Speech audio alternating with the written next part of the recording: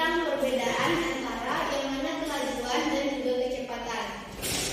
Yang kedua, melalui diskusi nanti Ananda dapat menganalisis hubungan besaran-besaran fisika dalam gerak lurus beraturan dengan tepat.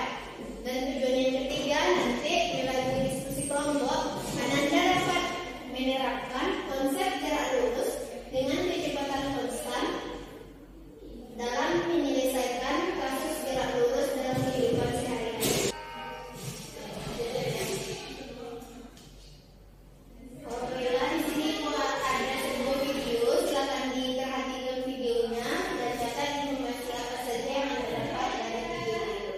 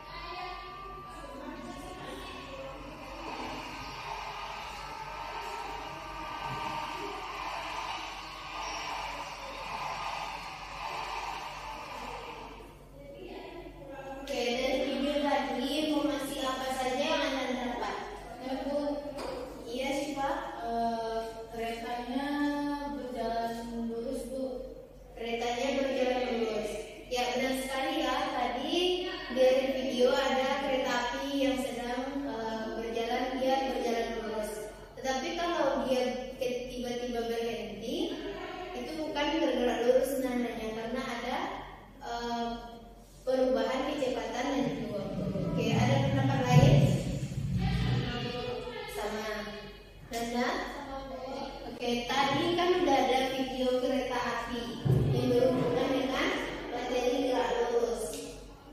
Sekarang coba Anda temukan beberapa informasi apa saja besaran dalam gerak lurus tersebut, atau yang berkaitan dengan gerak lurus seperti kereta api tadi. Temukan informasi dan juga pertanyaan-pertanyaan yang Anda ragukan terkait gerak lurus ini, silahkan dituliskan ya.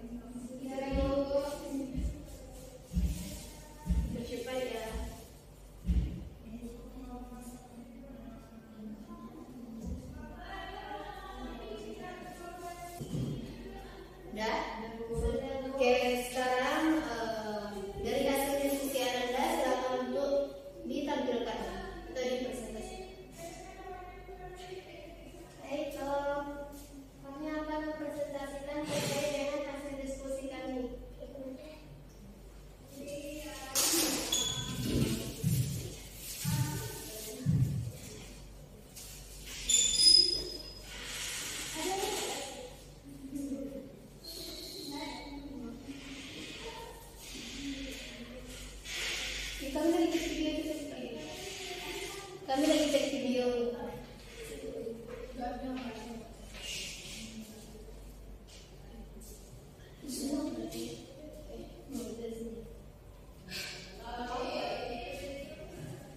Silakan untuk dipresentasikan. Baik, kami dari kelompok 1 akan mempresentasikan terkait dengan hasil diskusi yang telah kami peroleh di mana untuk pertama akan disampaikan oleh Nanda Ismaili. Yang pertama yaitu ada pengertian apa itu kecepatan, kelajuan, dan kecepatan. Nah, kecepatan adalah besaran yang menyatakan seberapa cepat benda berpindah dari satu posisi ke posisi yang lain dalam selang waktu tertentu. Dalam hal ini perpindahan serta arah benda harus diperhitungkan sehingga kecepatan termasuk besaran vektor. Nah, selanjutnya yaitu ada pengertian dari kelajuan. Kelajuan adalah besaran yang menyatakan seberapa cepat gerak suatu benda untuk menempuh jarak tertentu dalam waktu tertentu. Dalam hal ini arah tidak diperhitungkan. Selanjutnya yaitu ada percepatan. Suatu benda akan mengalami percepatan apabila benda tersebut bergerak dengan kecepatan yang tidak konstan dalam selang waktu tertentu, misalnya pada sepeda yang menurut sebuah bukit. Untuk yang selanjutnya akan disampaikan oleh rekan saya yaitu Siva Azhabarina. Kepada Siva dipersilakan. Baik, di sini saya akan membacakan tentang contoh dari penerapan dari kecepatan, kelajuan, dan percepatan pada kehidupan sehari-hari. Pada kecepatan, contohnya yaitu seorang pengendara mobil mengemudi dari kota A ke kota B dengan kecepatan rata-rata 60 km per jam ke arah timur. Dengan penjelasan yaitu kecepatan adalah besaran vektor yang menunjukkan seberapa cepat suatu bergerak dalam arah yang sama. Dalam contoh ini kecepatannya yaitu 60 km per jam mengarah ke arah timur. Lalu contohnya kelajuan, seorang pelari menempuh jarak 100 meter dalam waktu 10 detik sehingga kelajuannya adalah 10 meter per detik. Lalu contoh dari percepatan, sebuah mobil yang berhenti di lampu merah kemudian mulai bergerak dan mencapai kecepatan 20 meter per sekon dalam waktu 5 detik. Percepatan mobil tersebut adalah 4 meter per sekon kuadrat. Baiklah, hanya sekian presentasi dari kelompok kami. Mohon maaf apabila terdapat kesalahan. Assalamualaikum warahmatullahi wabarakatuh. Waalaikumsalam warahmatullahi wabarakatuh. Oke, tadi kan Anda sudah mengetahui beberapa informasi terkait besaran-besaran yang ada di gerak lurus. Sekarang Ibu akan memperkuat teori yang sudah Anda pahami. Ibu akan mengkonfirmasi terkait konsep teori yang sudah Anda cari tahu tadi. Di mana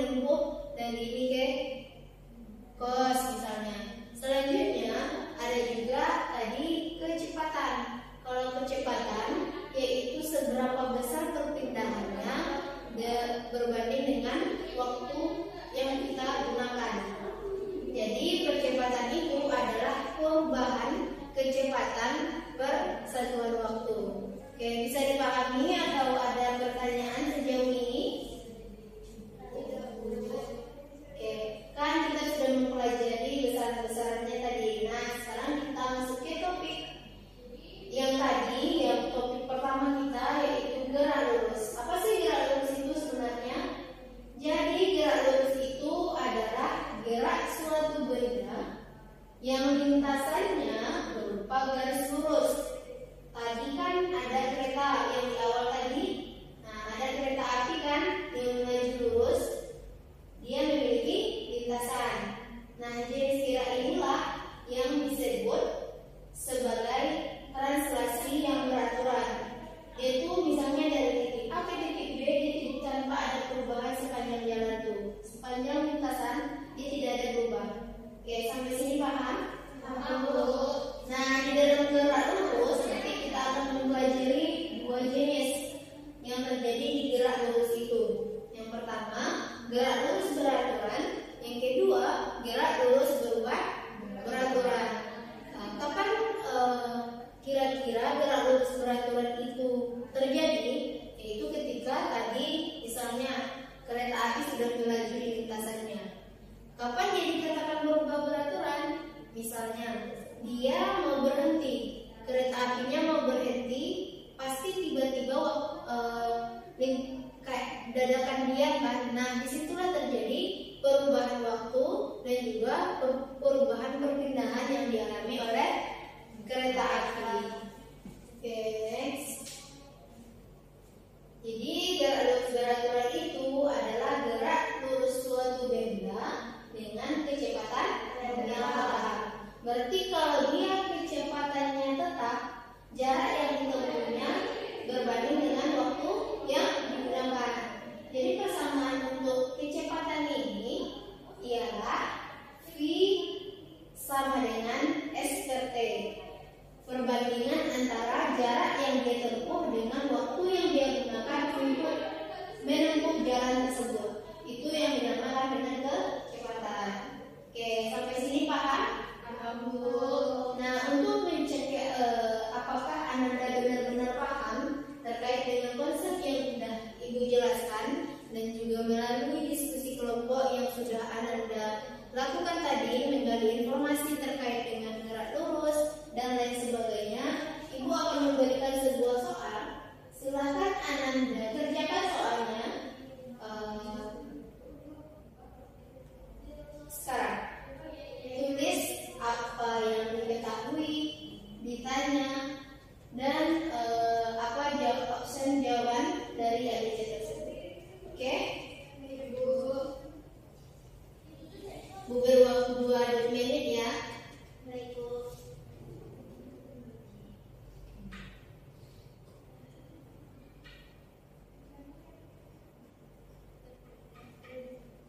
Sudah, Bu? Sudah? Oke. Siapa yang bisa ngerjakan soal ini ke depan? Anak, Bu. Oke, silakan ya. Bikin diketahui, ditanya, dan penyelesaiannya ya.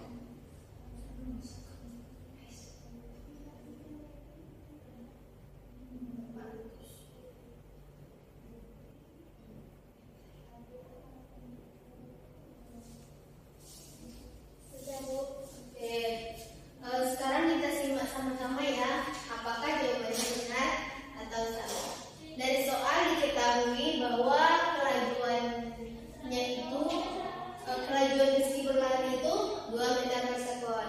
Dalam waktu 3,5 menit kita jadikan per sekon. Oke, yang ditanya adalah jaraknya. Dan kalau kita tahu tadi bahwa kecepatan itu adalah seberapa jauh jarak yang ditempuh berbanding dengan waktunya. Sekarang karena yang ditanya adalah jarak, berarti kita tanya silang. Oke, jawabannya benar. Apes lutut. Oke, dari kuis tersebut nampaknya Ananda sudah paham terkait pembelajaran kita hari ini, yaitu tentang gerak lurus. Sebelum itu siapa yang bisa menyimpulkan pembelajaran kita hari ini? Ya, silakan Syifa. Gerak lurus itu adalah gerak suatu benda yang lintasannya berupa garis lurus. Adapun jenis-jenis dari gerak lurus ini ada 2, yaitu GLB dan GLBB. Oke. Jadi gerak lurus itu lintasannya lurus, dan dia juga ada gerak lurus beraturan dan juga gerak lurus beraturan. Oke. Tadi persamaan pada gerak lurus yaitu kelajuannya sama dengan S dan T. Jadi jarak yang ditempuh berbanding dengan waktu yang digunakan. Oke, sepertinya Anda benar-benar sudah paham terkait topik kita hari ini. Semoga apa yang Ibu sampaikan hari ini bisa bermanfaat untuk Anda. Jangan lupa untuk mengerjakan latihan yang ada di modul. Dan untuk minggu depan silakan letakkan di atas meja Ibu ya. Oke, untuk pertemuan selanjutnya kita akan mempelajari tentang gerak melingkar. Jadi Anda pahami terkait gerak melingkar tersebut, nanti akan ada kuis di awal. Oke, bisa dipahami? Bisa. Oke, cukup sekian pertemuan kita hari ini. Kita lanjutkan minggu depan. Sekian dari Ibu. Assalamualaikum warahmatullahi wabarakatuh. Waalaikumsalam warahmatullahi wabarakatuh. Terima kasih Bu. Ada nggak azan apa itu? Belum azan kan?